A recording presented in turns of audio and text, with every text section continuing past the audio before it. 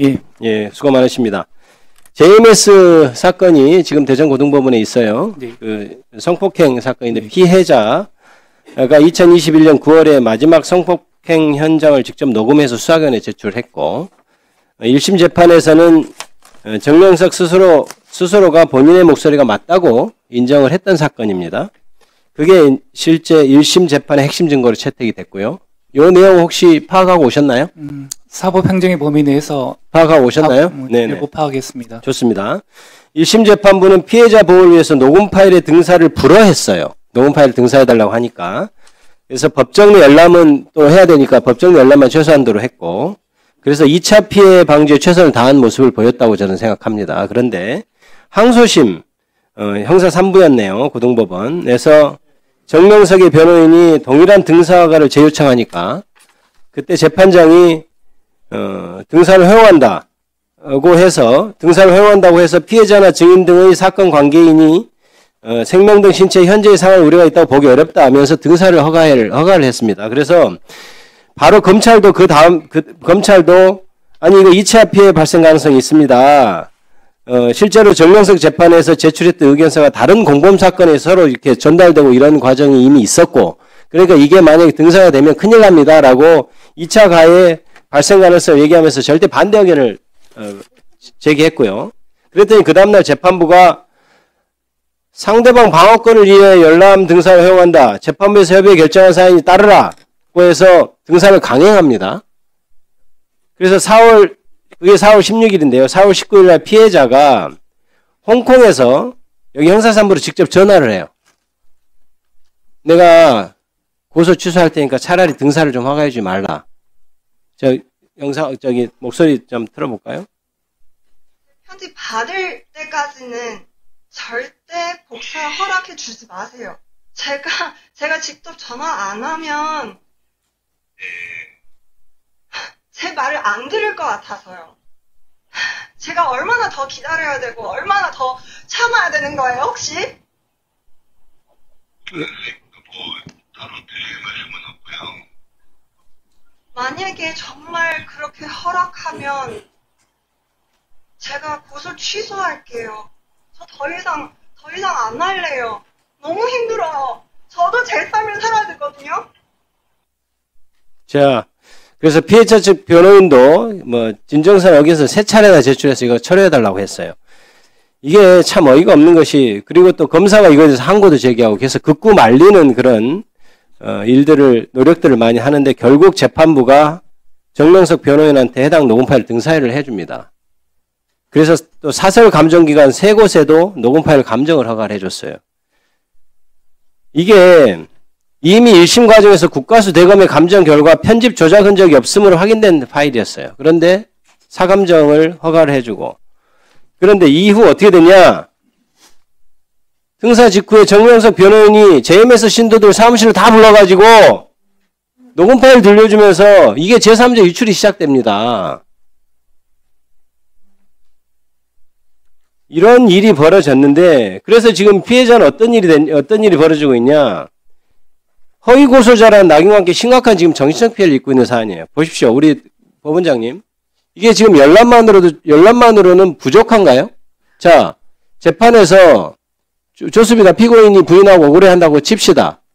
그러면 이게 꼭 등사를 해줘야 그 억울함이 풀리는 사안입니까? 답변해 보십시오. 제가 파악하기로는 그 녹음 파일 자체에 대해서 아마 항소하면서 항소 이유로 삼았던 것 같습니다. 그 녹음 파일의 증거 능력을 주된 항소유로 삼고 그 항소인 측에서 주장한 바가 있어서 아마 항소유에 대한 심리가 필요한 상황에서 녹음 파일의 그 원본 동일성, 무결성 등의 쟁점을 피고인의 방어권의 차원에서 아마 허가해 준 걸로. 그거는 제가 묻는 답변에 대한 답이 아닌 것 같습니다.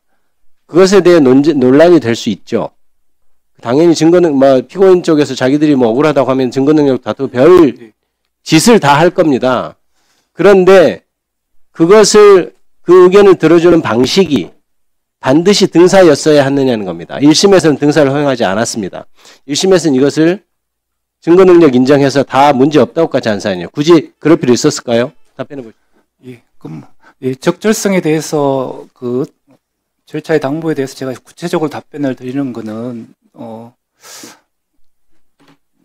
사법행정을 담당자로서는 좀 적절치 못한 측면이 있어서 양해를 구하고, 말씀하신 바와 같은 그와 같은 녹음 파일의 복사로 인한 제2차 피해의 어떤 그런 부분에 대해서는 이번 사건을 계기로 그 가이드라인이나 그 밖의 사항에 대해서 실무 연구회 등을 통해서 다시 한번 살펴보는 게 좋겠다는 생각은 하고 있습니다.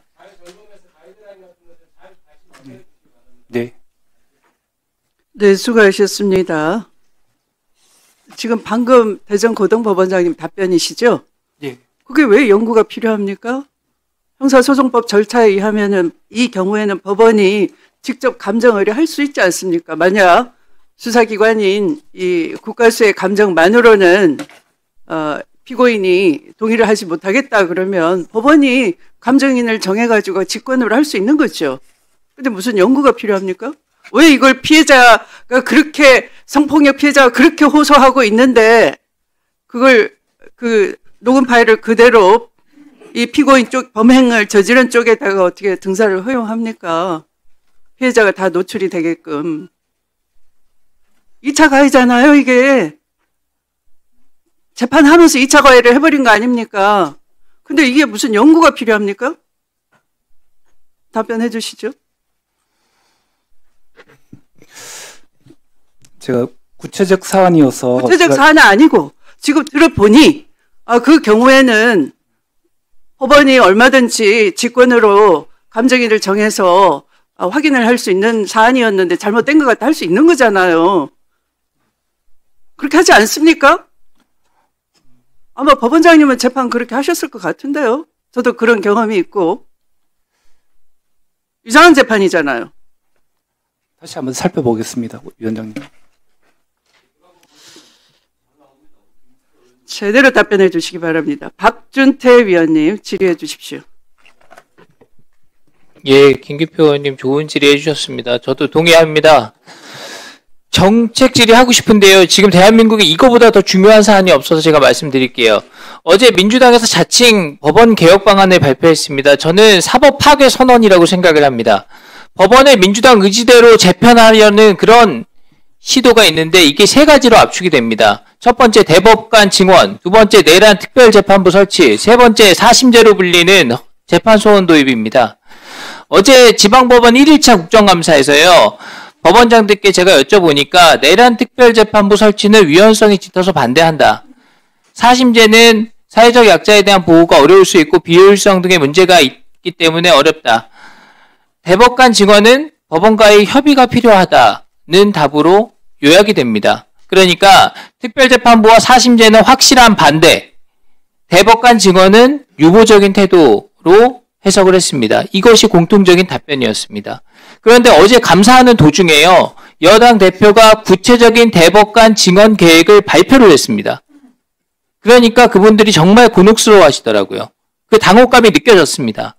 왜 그렇습니까? 발표된 안에 보면 대법관은 기존 14명에서 26명까지로 증언을 하는데요.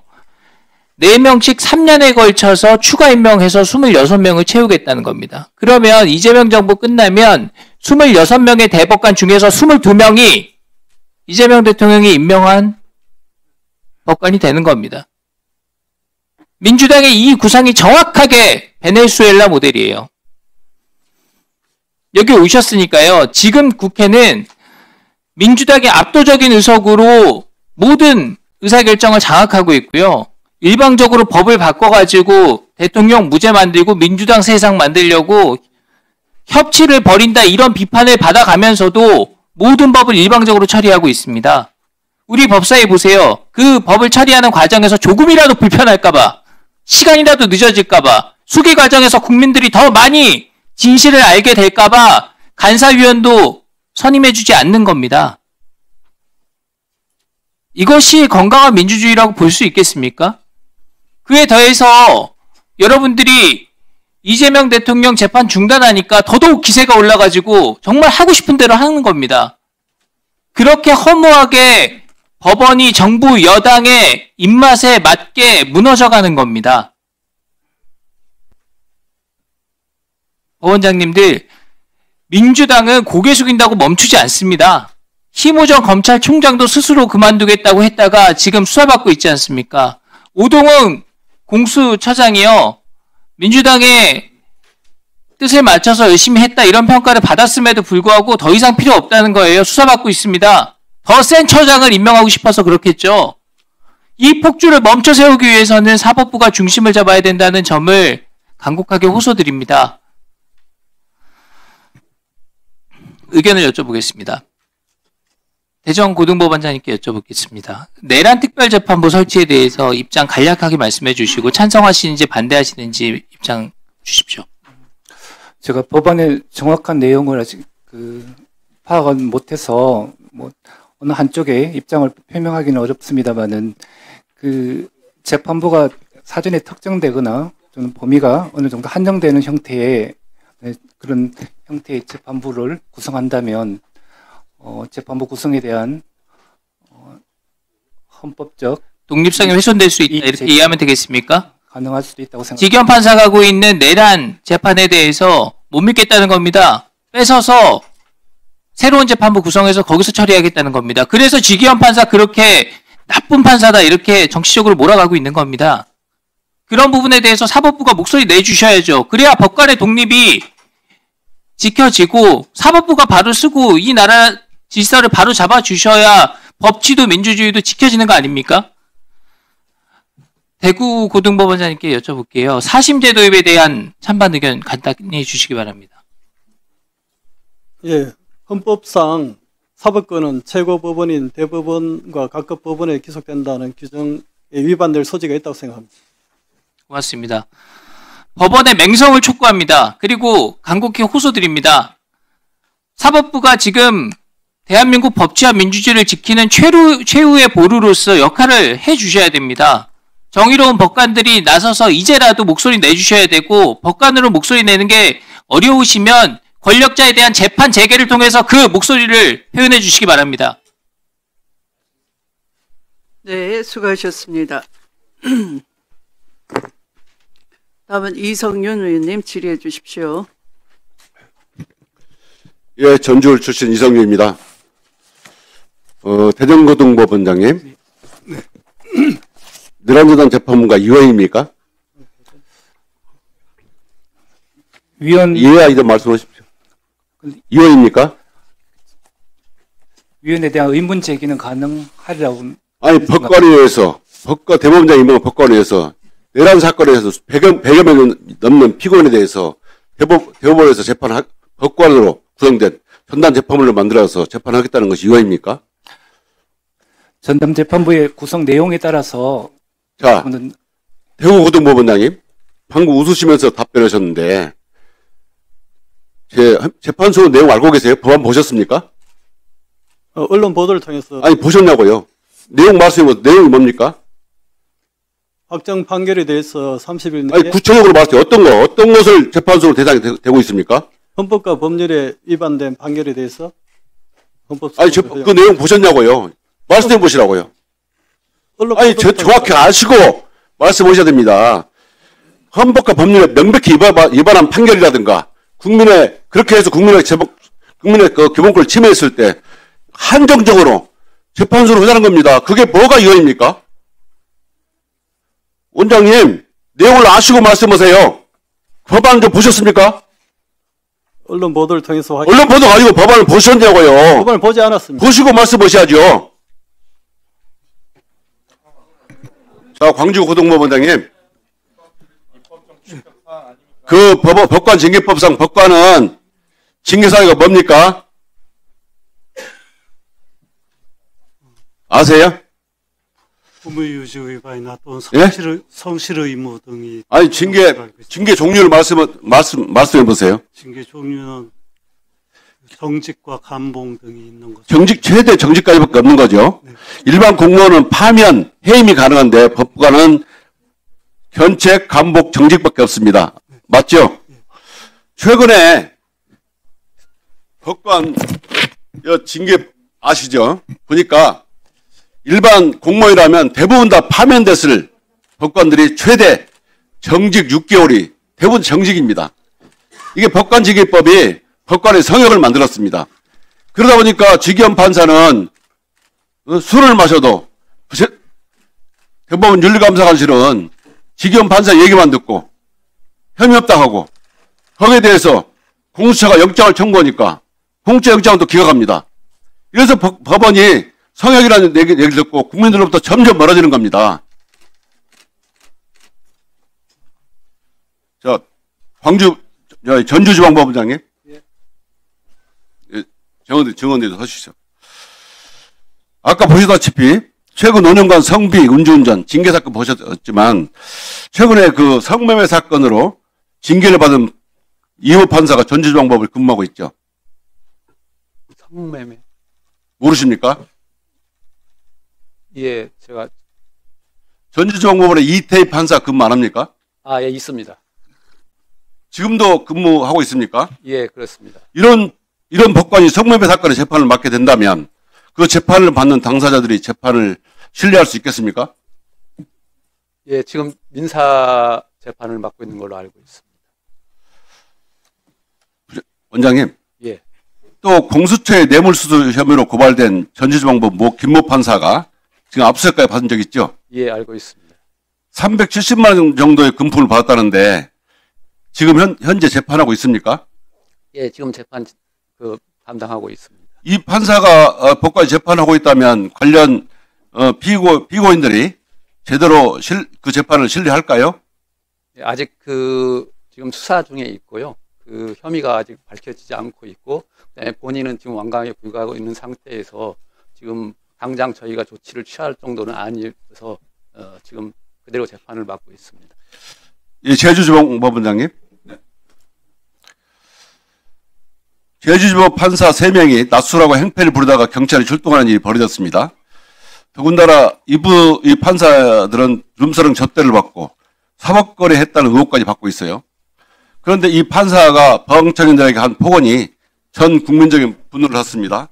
이 시간부터 방청인들은 어떤 소리도 하지 마라. 움직이지 마라. 한탄도 하지 마라. 방해도 하지 마라. 한숨도 쓰지 마라. 오직 눈으로 봐라. 이거를 어길 경우에 바로 이 자리에서 구속시키겠다. 이게 대한민국의 법원 판사입니까?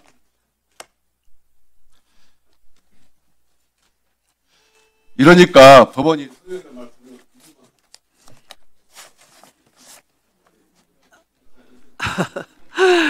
진행에 협조해 주시기 바랍니다. 다음에 이성윤 위원님 죄송하지만 다음 보충 질의 때 해주시기 바랍니다. 저 증인에 대한 신문은 보충 질의 때 이어지도록 하겠습니다. 네, 송석준 위원님. 제주지방법원장님 잠깐 좀 나와주시겠습니까? 네. 예, 국선 전담 변호사라고 있죠. 예. 예, 헌법 제12조 제4항에 의해서 형사 피고인이 스스로 변호인을 구할 수 없을 때는 법률이 정하는 바에 의하여 국가가 변호인을 붙인다. 예, 우리 사회에는 변호사를 선임할 정도의 그런 경제력도 없고 여러 가지 능력 없는 약자들이 많습니다. 이런 분들이 억울한 일을 당할 때 또 재판을 받아야 될 그런 불가피한 상황이 생겼을 때 이런 분들의 조력을 위해서 우리가 국선 전담 변호사를 두는데 국선 변호인이 있고 국선 전담 변호사가 따로 있죠. 네. 그런데 전국에 보니까 국선 전담 변호사가 굉장히 중요한 역할을 하는데 이거 전업을 하는 분이고 이분들은 고정급을 받죠. 예, 그렇습니다. 예, 그런데 이분들 지원율을 보니까 전국에 우리 지역별로 국선 전담 변호사 지원율을 보니까 제주도가 꼴찌예요. 예, 예를 들면 부산은 4.7대 1의 경쟁률을 보이는데 제주도는 1대 1로 거의 꼴찌 수준인데 왜 이런 현상이 벌어진 겁니까? 제주도가 이제 워낙 격오지다 보니까 기존에 이제 그러한 급여 체계라든가 이런 부분에 있어서는 좀 메리트가 많이 떨어지는 것은 사실인 것 같습니다. 예, 그렇다고 이렇게 방치하면 안 되잖아요. 네. 예, 어쩌면은 약자를 위한 이런 국선 전담 변호사들이 자부심을 갖고 제대로 일했을 때 우리 사회의 법의 사각지대에서 약자의 위치에 있는 분들이 이렇게 떳떳하게 당당하게 재판을 받아서 억울한 일이 없도록 해야 되는데 이런 문제를 그냥 방치하면 안 되잖아요. 그래서 어떤 노력을 하고 계신가요? 그렇죠. 이제 격오지수당이라든가 또 저희 제주지방법원 같은 경우에는 이제 좀 관사를 확충해서 한번 제공하는 것은 어떤가 이런 생각도 예, 단순히 그런 차원이 아니고요. 있습니다. 정식으로 우리 여기 계시는 우리 그 고등법원장님들 같이 좀 우리 법관회의라든가 대법원과 협의하셔서 예, 국선 전담 변호사들의 처우 개선을 좀 획기적으로 해서 실질적으로 우리 약자들이 법의 사각지대에 놓여서 불이익을 안 받도록 좀 노력해 주시기 바랍니다. 네, 그 부분 네, 예. 무겁게 검토하도록 하겠습니다. 예, 고맙습니다. 다음에 대전지방법원장님 좀 나와주시겠습니까? 예, 우리 대전 우리 지법 그 관련해서 홍성 지원에서 그 이런 AI를 활용해서 가짜 판례를 인용하다 적발되는 그 변호사가 그를 이용했죠. 그런 사건이 있었죠. 제가 구체적으로 파악은 못하고 있습니다. 못했습니까? 그런 사례가 빈번하다고. 예, 이게 지금 홍성 소재 형사재판부에서 저 홍성지법에서 있었던 일인데요. 이거 말고도 또 다른 지역 경찰이 아동학대 고소 사건에서 AI가 만든 가짜 판례로 이렇게 불송치 결정서를 만들었단 말이에요.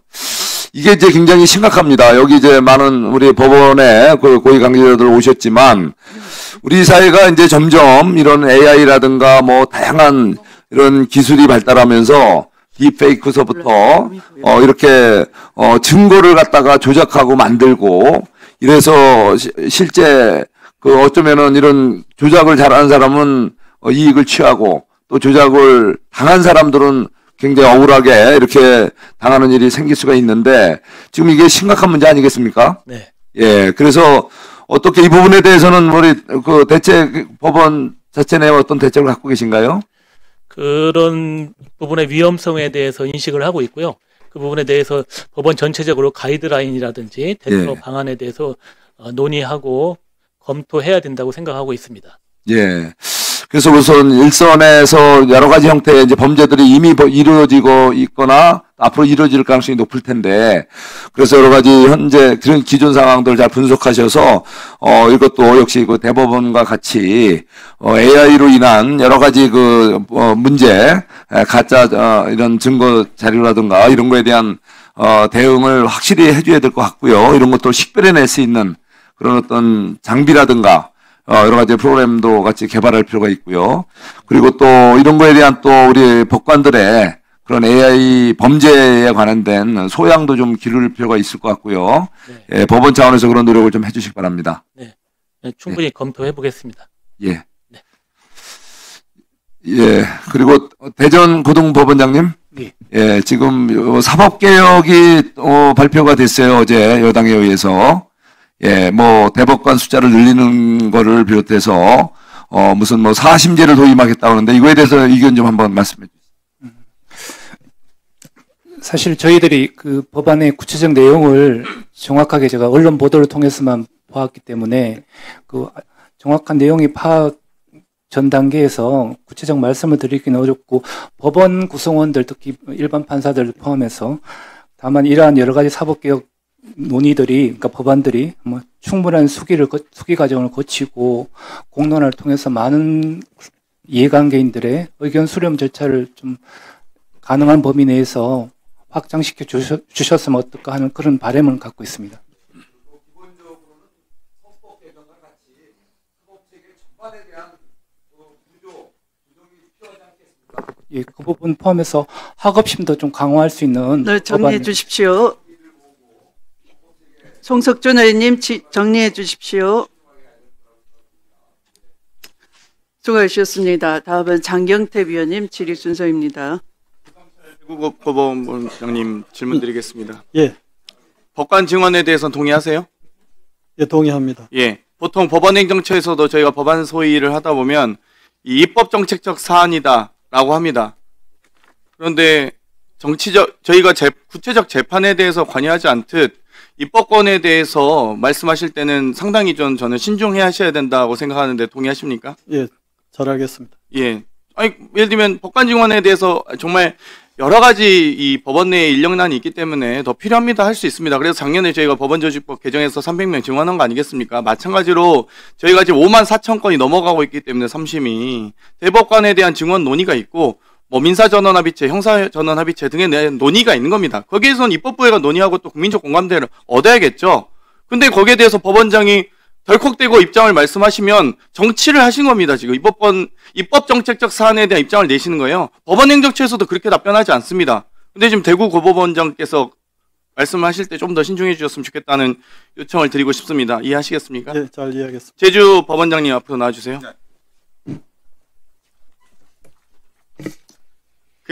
오창원 부장판사, 저희가 위원장께서도 증인 신청을 하셨는데요. 이 세 분이 상당히 여러 가지 사건이 있습니다. 알고 계시죠? 여경훈 판사 등과 오창훈 판사, 또 강난주 판사 등이 근무 중에 음주 사건으로 문제가 된 적이 있습니다. 거기에 대해서 어떤 조치하셨습니까? 네, 그 부분에 대해서는 주의 촉구 의견으로 엄히 훈계하였습니다. 아, 주의는 법원 징계법상 징계에 해당합니까? 아, 그것은 아니죠. 네. 근데 보통 이 공무원들 보통 이 근무 시간에 술 마시고 청주지법원장님한테 한번 물어볼까요? 징역 6월 나왔어요. 22년 5월 14일에. 징역 6월에 집행유예 2년 나왔는데 주의 주셨다고요? 그럼 징계가 아니네요? 징계를 받은 게 아니네요? 그분들은? 근무 시간에 술 마셔도 되겠네요. 주의 줄 거면. 뭐 누범이 좀 달라지겠지만. 어떻게 생각하세요? 네, 법원 조직법상의 그 법원장의 지휘 감독권을 발동하여서 주의 촉구. 법관징계법을 그럼 강화시켜 드릴까요? 법에 근거해서 징계해 주셔야 되니까. 입법정책적 사안입니다, 이게. 헌법과 법률에 근거해서, 물론 만약에 저희가 법률이 과하다라고 판단되면은 위헌 걸리겠죠. 위헌이 인용되겠죠. 근데 거기에 대해서 만약 그게 너무 약해서 도저히 법적 근거가 없어서 징계를 못 주시겠다 법원장께서 하시면 강화를 해드려야죠. 안 그렇습니까? 네. 소송 법관의 일로 심려를 끼쳐드려서 대단히. 오창원 부장판사가 이 합의부 재판 과정에서 피고인과 피고인 가족, 변호인 모든 사람들을 향해서 방금 우리 존경하는 이성윤 의원께서 질의하셨지만 어떤 소리도 내지 마라, 탄식도 하지 마라, 한숨도 쉬지 말고 오직 눈으로만 보라. 이는 요청이 아니라 명령이다. 이를 어길 경우 구속하겠다라고 협박을 했습니다. 이거 협박입니다. 법관입니까? 깡패입니까 이게? 이런 말씀을 하시면 안 되죠. 말씀이라고 하면 안 되고 말을 하면 안 되죠. 이런 날.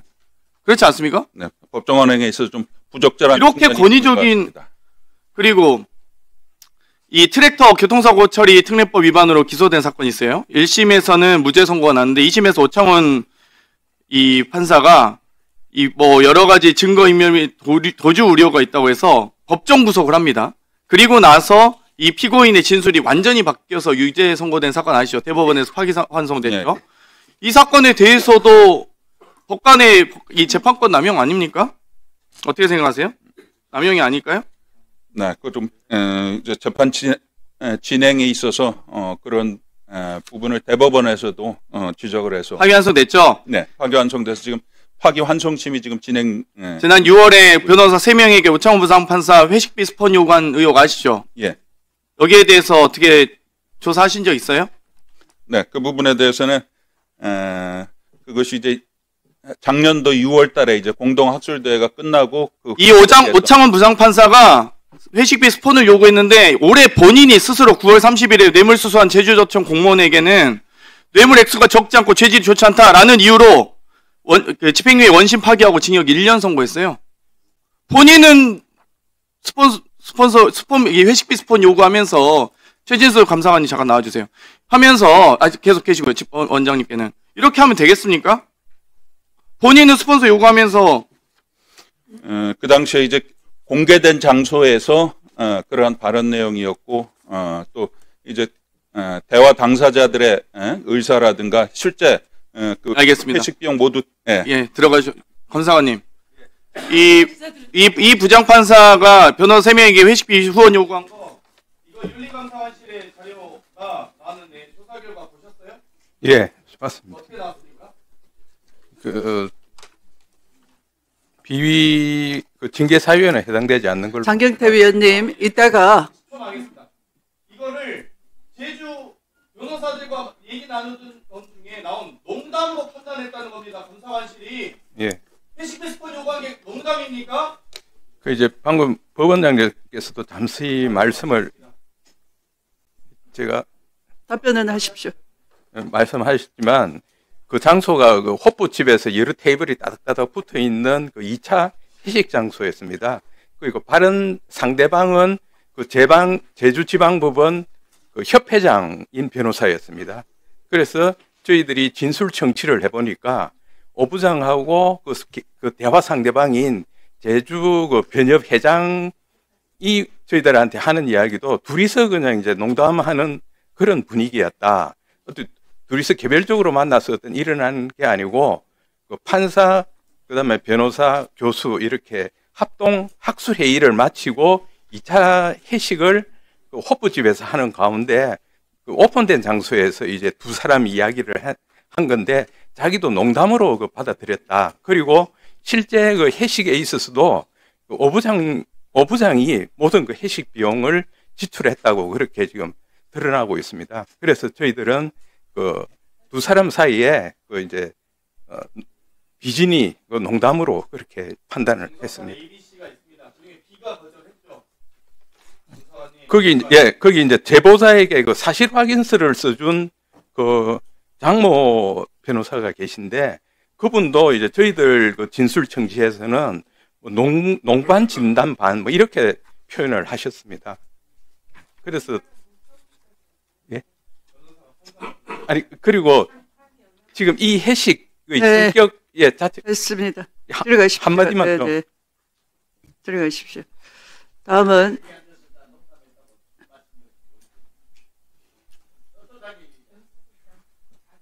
신동욱 위원님 질의해 주십시오. 제주지원장님 먼저 좀 나와. 네. 화면도 하나 좀 띄워주시고요. 그 본 발언 전에 제가 좀 의사진행 발언을 안 주시니까 지금 참고인 정인 그 발언 때가 저희 쪽에서는 전혀 보이지 않습니다. 잠깐만 좀 멈춰보세요. 전혀 보이지 않습니다. 그래서 제가 저쪽으로 네, 반대편으로 가셔도 되겠습니다. 네. 좋을 것 같습니다. 그래서 아예 두 군데 만들어서 저희가 신청하면 저쪽에서 발언을 하시고 이쪽에서 이렇게 하시면 네, 그게 좋습니다. 좋은 제안입니다. 네. 그렇게 좀 부탁을 드리겠습니다.